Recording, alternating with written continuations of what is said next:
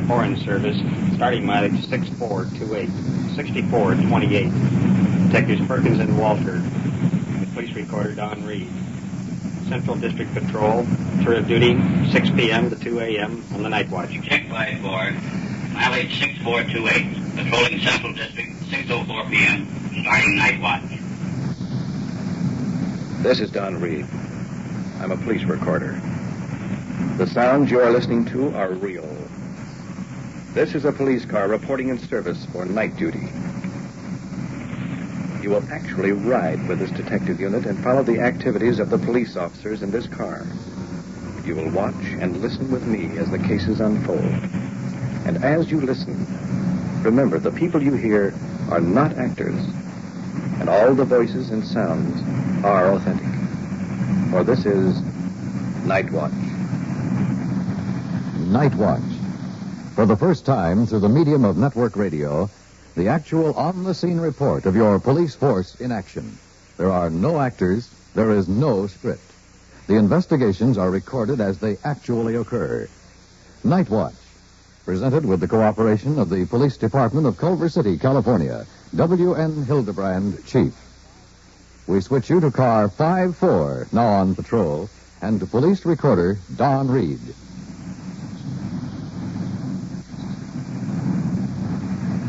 Just checking our log.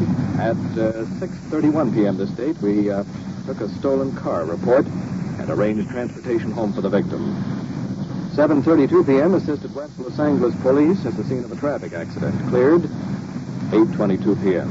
It might be interesting to note... All units in the vicinity. At 2091 Hazleton, that's 2091 Hazleton, a 459 there now.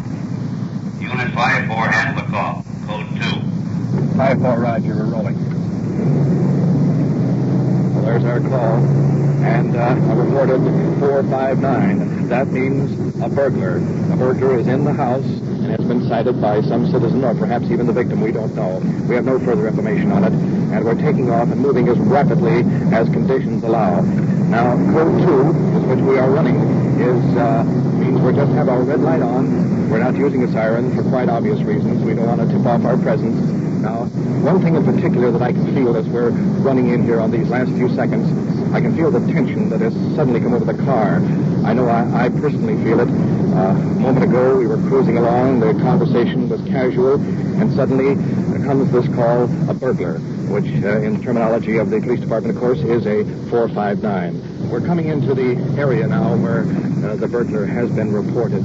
We've traveled perhaps, I'd say, 2.5 to 3 miles since our call was originally received. Our car is now watching for the street. We'll turn off to the right when it happens. And as a matter of fact, this is it, I believe, up ahead.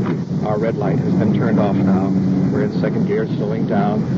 No, apparently this is, yes, it is too. This is the street. And now our car lights have gone off. We're driving completely in the dark. The officers are watching both sides of the sidewalk to see if we can see any person at all of suspicious nature. And this apparently is the house right off to the right. I noticed the officers observing. And we're coming in now, moving out as quietly as possible. The officers are getting out of the car, and we'll be right along behind them. Going up the walk as I'm talking. Up on the front porch, there's a gentleman who is motioning the officers into the house. Let's move right on in.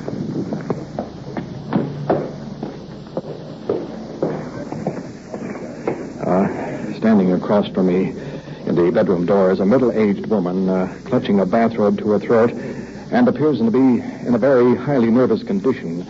The officers are questioning her about the prowler. Let's move right on over.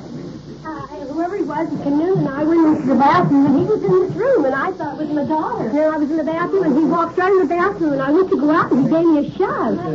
And I started screaming. Naturally, then, my husband ran out of here, and my daughter just came in. Mm-hmm. See? And he was gone by the time she came back in. Could you tell me, what did he look like, ma'am? He was taller than you was, because he pushed me, and he had a white shirt on and a tie. Was he a young man? Old yes, man? He was a younger man. When he went to shove me, I screamed. And he wasn't going to let me out of the bathroom, you know. And whenever, as soon as he pushed me, then I noticed he had gray trousers and a white shirt and a tie, and he was taller than you are. He must have come in this room first and dropped his coat. I don't know whether he knew these houses or whether he mixed them up. They don't get much alike. Oh, we found a coat. The officers discovered a coat with a name in it, unquestionably. I'm moving out of the house now as I'm speaking, and that was the mother of you. Heard the description of it. I'm moving away now, and unquestionably we will go on an investigation and determine just who and what this man is. The officers now are checking to see if he is still in the neighborhood. Right now, we'll move back to our car. Here in our police car again, and I've just been informed by one of the officers that while we were in the house on this investigation, Control 1 has received a second prowler call just a couple of blocks from here, as a matter of fact. Another car has been dispatched to that location, so... and all units in vicinity. At 2036 Evergreen, they're holding a prowler there now. 5-4, this may be your 459 suspect wanted on your present call. 5-4, Roger. Well, this very possibly is a tie-in somewhere on that case. But where is that, Sergeant? It's right down the end of this block, Don. I think it's a house there with a light on, right at the corner. Right, check. We're coming to a stop now. And sliding in, our lights are out. We're skidding into a stop. And now let's get out with the officers and determine exactly what's happening. This very possibly... He's right there, officer. Okay, thanks. Yes. Come on, Don. Following the officers on into the house now, as we're going into the main room. And this very possibly may be the suspect that we're looking for. He is in the bedroom, or rather the bathroom, of a private home. The officers are in with him, and he is standing in the nude at the present time. The officers have called for a blanket. He's putting up quite a fight about this whole thing. And let's see if I can move in there. I can't quite get near enough to him now to pick up his voice. Because, as I said, the man in this case, the suspect, is completely nude, and they are throwing a blanket around him. All right, fella, you've been placed under arrest. Let's go. Well, the prisoner is being escorted out of the house, and I'm tagging along behind now as I'm speaking. He is handcuffed with just a blanket pulled up around him. Outside of the door now. The prisoner is being placed in the back seat of Unit 50 with an officer guarding him. Well, that means for us, next stop, police headquarters. It's 10:05 p.m., and I'm standing here at the booking desk in the Culver City Police Station. The suspect was positively identified by two of the victims a few moments ago. The suspect is being brought out of the detention room now. You probably can hear the cell door open, and two of the officers are directing the prisoner toward the booking desk. And incidentally, he is still handcuffed, and his only clothing is that blanket pulled around him. Sergeant Perkins is about to book the prisoner. What happened tonight? What happened tonight? Yeah. How'd you get involved? Chapter, his name is Murphy, your sergeant's name is I don't know what. Add the two together and you have how I got involved. How'd you get in the house down there? The house belonged to me, Sergeant. How about the other two houses? They too belong to me, Sergeant. You own property, do you? Indeed I do. Where are your clothes? Officer, may I ask you a question? Have you ever, in your house, this is your own individual house, ever gone to the bathroom without your trousers on? Sure, in my own house. Right. That house in which this particular officer and officer, is it a sergeant? There are about 5 or 6 properties in the city of Santa Monica that I own. This is the city of Culver City, not the city of Santa Monica, and these people are signing complaints against you. Is that correct? Right. Okay, then I suggest that you check with the people themselves. Well, here is your property slip. Okay. What property you don't have. You're being booked on suspicion of 459, which is burglary and attempt assault. Right. What? I say I am fully aware of that. Okay. Take his handcuffs off and put them on back in the Would I be going too far to ask for a pair of trousers? We don't have any. Our buddies are going to try to get some for you. Just a second, please. May I finish talking? Okay. Would you do me one favor? What's that? Call district You attorney. know the district attorney? No, not directly. Well, I'm sure that you wait till Monday morning then. No, I don't think so either. I think perhaps you better call now. Take his handcuffs off and put them back in the cell. May I say one thing? I asked you. I made a request. We'll Correct? call on Monday morning. Wait a minute. Before you go any further, I have committed no crimes. Remember this. I have asked for a request to call the district attorney, and you have said no, right? Take him back. That's all? Thank you. When you're demoted Monday morning, come see me. We have moved over here to the Nightwatch commander's office, where he and Sergeant Perkins have been conferring on the many reports necessary in this case. I think we're about ready to clear, right, Sergeant? In just a minute, Don. By the way, you might be interested in one or two other developments that have occurred. Really? A friend of the suspect came to the station a short while ago and brought some clothes for the prisoner. Mm-hmm. And incidentally volunteered the information that the suspect did not, to his knowledge, own any of the property he claimed he did during our interrogation. I see. And by the way, he also stated the prisoner had been a guest of honor at a stag party given earlier this evening. Really? Yeah, he was scheduled to be married tomorrow. You are listening to Nightwatch. For the first time, through the medium of network radio, the on-the-scene activities of a detective unit on their tour of duty.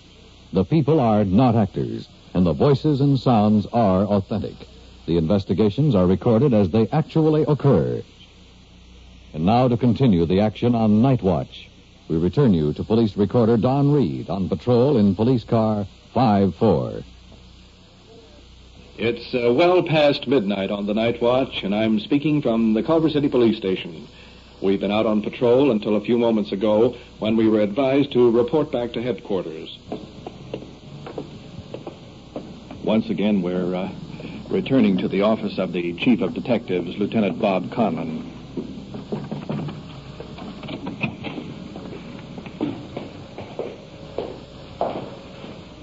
Hi, Lieutenant. Did you call me? Yes, Perkins. You know, we had a homicide here a short time ago.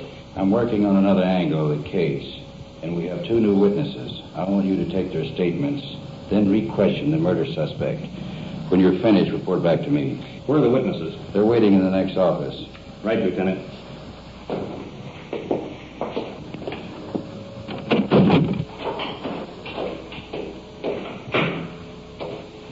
Evening, gentlemen. I'd like to have a statement from both of you. I'd like to talk to you first, if I may, sir. Now, I understand that you met this man in question earlier tonight in a bar. You had a conversation with him. What did you say to him? I said, come on, have a drink. So he said, all right. He said, what do you have? And he said, whiskey sour. So I went and bought the whiskey sour, and he said, I'm going to kill that woman. I'm going to kill him. I'm going to kill her. I'm going to kill him. So I said, after all, I said, you got a wife, you got a kid. And I said, your daughter. I said, would you want your kids to think you was a murderer? He stomped out the side door, and that's all I saw of the man. Has this man ever threatened her before? Do you know? Yes, he did. He told me he was going to kill her before. He told me that. Well, I'll tell you what I would like to have you do is to write down in your own words just exactly what you told us here, and so that we can use it on the coroner's inquest. The first witness is going over to a table in the corner. And it's interesting to note that the statement just heard may be the first step in changing the entire complexion of this case. And now the sergeant is going to continue. Now, as the second witness, I'd like to have your statement, please. How long have you known this man? Well, I should say I know him around about 12 or 15 years. About 12 or 15 years. Have you ever heard him threaten to kill this woman before? Yes. What words did he use? Do you remember any of the words? Called her wino and said, I'll kill that old drunk wino some of these days if she don't get to doing better. Says, I'm trying to raise her up and build her up to do something right. I said, and you can't do it by killing her. How long ago was this? Well, that's about the last week. About last week. And what else did he say? He said to me, I think it was Thursday. He said, that old bag of bones is the kill of my life. He says, she's a ruin. He said, I'm going to kill her. I'm going to kill her. It was the last thing I ever do. I told him, I said, listen, I said, you've got 2 children. You've got a boy that's grown up. And you've got a girl that's about 12 years old. I said, don't you ever think about them? I said, why don't you walk off? He has committed physical violence on her before, is it? Yes. Well, I'll tell you what I'd like to have you do, if you'll do the same as this other gentleman, and just write down in your own words just what you've told us here, so that we can use it in the coroner's inquest. The 2 witnesses are just leaving the room now. And glancing down the hall, I can see the murder suspect arriving in custody of an officer. And in these last few seconds, I'd like to point out the very unusual situation. Now, you've heard both witnesses state that this man had threatened to kill the woman. But entering the door now is the irony of this case. because it's the woman that shot and killed him. Can you sit down over here, please? Right here, ma'am. There you are. Now, I'd like to have you tell me in your own words just exactly what happened last night. I went around and turned all my lights on like I do to try to keep him scared away. And I put my kittens to bed early because I have to take them to the garage. I got them in and locked the door and got in. So then naturally I don't figure to get out no more. I'm afraid to even go out in my yard. And I was going to take a bath. And something, I don't know, I just felt afraid to even strip off because I never know when he's going to be at the door, you know, and I just seemed to have that feeling. So I decided, well, I'll soak my feet and then I'll take my bath and shampoo my hair in the morning. So I went on up to go in the kitchen to fix some coffee, because I always drink coffee again after dinner. And I'm in there, and I had this light right in that patio there by the kitchen. And all of a sudden the light went off. You just turn it like that. But I could see him clear, you know, just right there in my face. And began to threaten me. And he says, I told you I was going to get you, and I've come to get you tonight. I've come to kill you tonight. And I made the remark then. I said, you know, I got a gun too. So I said I wouldn't talk like that. And I figured maybe he got afraid, and he went up the walk and started up the street, and then he had his car that time, and he sat there for quite a while. I opened the front door. The screen door was hooked, and I opened the front door and stood there. I'd say he sat there a good 10 minutes, or it seemed that long or more. And then he come to this other window. This is the window on the driveway in the bedroom. Yes, and he came to that one. Where were you at that time? I was in my room. I had already stripped off, and I was sitting on my bed. And that is in the front bedroom? Yes. I thought, well, I got to go in there and see if I can get him going again. And I went in, and I talked to him, and he said, I'm coming in after you. And he had the screen either off or pulled out at that time, even when I went in, you know. In other words, he was clear to me through that hole. And so I kept talking to him. He said he wasn't leaving, he was coming in. And I said, I've got a gun here. And I even showed it. I held it right out in front. Where was the gun at that time? It was laying right there on that dresser by the window. I said, see, I've got a gun in my hand. I said, if you try to come in, I'll shoot. He said, go ahead and shoot. He says, you and him together, you wouldn't do it or something. I don't know the words he said. He said, anyway, I'm coming in after you. And he kept on coming. He started coming to the window then? That's when he started to make his lunge in. And I pulled the trigger, and then he started cursing me. And how far away were you from him at the time that you fired? Well, I couldn't have been very far because I was right up there talking, you know. I'm standing there by the dresser. About how many feet were you from him, roughly? I couldn't say. The window say like that, and the dresser... About 3 feet away? Couldn't have been any farther than that, I don't think. I just reached here and the window there, and I'm standing there, as I said, I held it, and I said, I showed him the gun. And well, after you fired, what did he do then? He started cursing me, and then he takes off up the drive to the front door. Then what happened? Well, I come from it when I heard him do that. I didn't even know I'd hit him. So I come through, and I laid the gun up here where they picked it up, and I walked up to watch, because I've got a double lock on the door, and he'd have a pretty hard time getting in the door. And I come up, and the porch light was on, and I looked, and he was at the door, but just about the time I got there, he just went back like that. He fell back, did he? He fell back. And he collapsed on the front porch? Right there, and I must have hit him because he fell. And then did you call the police after that? Yes. And then the radio car came, said it? Outside, so they came. Okay, fine. Thank you very much. It's 1:45 a.m., and we're back here in the office of Lieutenant Conlon, where he's been studying the statements given by the two witnesses that Sergeant Perkins interviewed a short while ago. Well, does that wrap up the case, Lieutenant? Yeah, Don, that's about it. Sometimes a police investigation may point up a person's guilt or clear them of any connection with a crime. Or, still again, as in this case, may tend to show the suspect's action to be justified. Well, with that, it just means completing formal reports and submitting them to the district attorney for action. From then on, it's up to the courts. Ladies and gentlemen, Police Chief W.N. Hildebrand. In the case of the Prowler tonight, he was subsequently booked for violation 459 of the Penal Code, which is burglary, and Section 240 of the Penal Code, assault, the penalty of which is 1 to 15 years in the state prison for burglary, or up to 6 months in the county jail for assault. In the case of the homicide involving the woman who shot the man as he attempted to break into her home, the Detective Bureau, under Lieutenant Bob Conlon, submitted their reports and testimony to the Los Angeles County coroner at the inquest, where a verdict of justifiable homicide was rendered.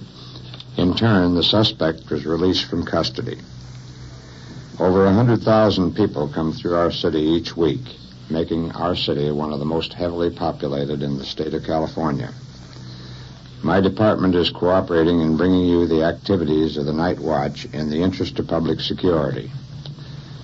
No police department can be effective without the combined efforts of the citizens and the realization of the problems encountered by their officers. If, through this program, our department can further that cause, then our efforts will be well rewarded in bringing you the Nightwatch. Thank you, Chief Hildebrand. You have just heard, through the medium of network radio, on-the-scene reports of your police force in action. Every voice, every sound has been real. Nightwatch is brought to you through the cooperation of the Police Department of Culver City, California, and is produced by Sterling Tracy and Jim Hedlock, with technical advice by Police Sergeant Ron Perkins, and is described in the field by Police Recorder Don Reed. It's 2:30 a.m., and we're just pulling into the police garage. Well, that about wraps it up, huh, Sergeant? Yeah, except for making out the laws. Control 1 to 5-4. Are you clear? Excuse me a minute, Don. 5-4, Roger. You're clear and reporting out of service. Check 5-4. 2:31 a.m. End of night watch.